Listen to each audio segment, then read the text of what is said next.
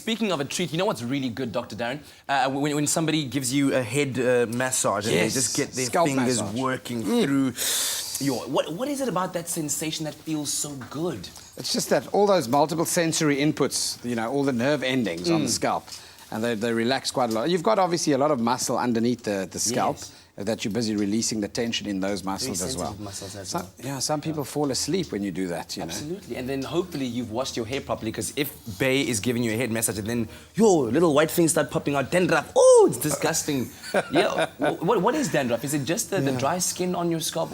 Explain that. Yeah, the flakes. So it's an inflammatory condition. So there's inflammation on the scalp. People initially thought it's just dry skin. It's more than that.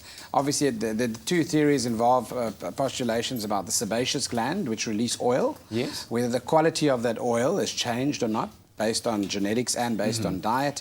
But also, what you have is then a fungal infection secondary that feeds off the dry, dead skin cells that then clog the pores and so forth. So those dead skin cells then act as food with the oil to certain bugs that can grow there. Fungi, you know, obviously, those are the big ones. So you can look at those beautiful white flakes over there, and that depicts it quite nicely. So you'll find that those flakes need to be removed, obviously, and if there is a fungal infection underlying, that fungal infection will also need to be, treated. Yeah, and of course these are the very interactive topics that we want to talk to you with, or talk to you on, and we are encouraging you to give us a call. That number 083-9133-728. I understand there's something called a cradle cap. What exactly is a cradle cap on a baby, and what is Yes, it freaks many parents out. So, you know, on a newborn baby, within the first 2 weeks, you find a bit of a scab formation that's yellow in colour. You can see it on the front part of the forehead over there.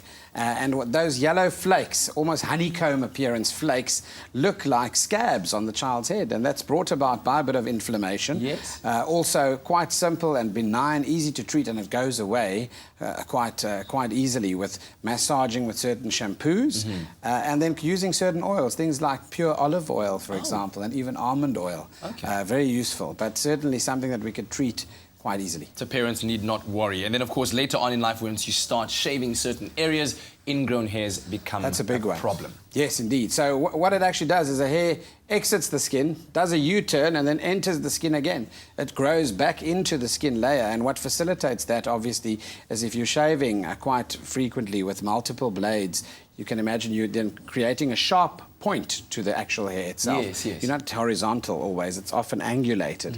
So as it grows out and goes back, it then enters the skin again, causing then obviously a blocked sebaceous gland and so forth. That, when irritated or scratched, you can imagine, introduces infection from your nails into that little pocket, causing pimples and severe breakout of those infected glands. All right, we'll touch on that again. We've got Ronelle on the line right now from Johannesburg, Kempton Park, right near the airport. Ronelle, how are you?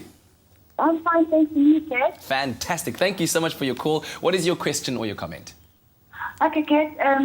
Hi, Dr. Darren. Morning.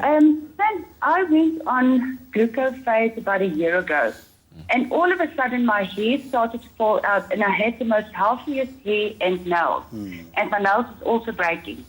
So I don't know, can it be the cause of glucose phase?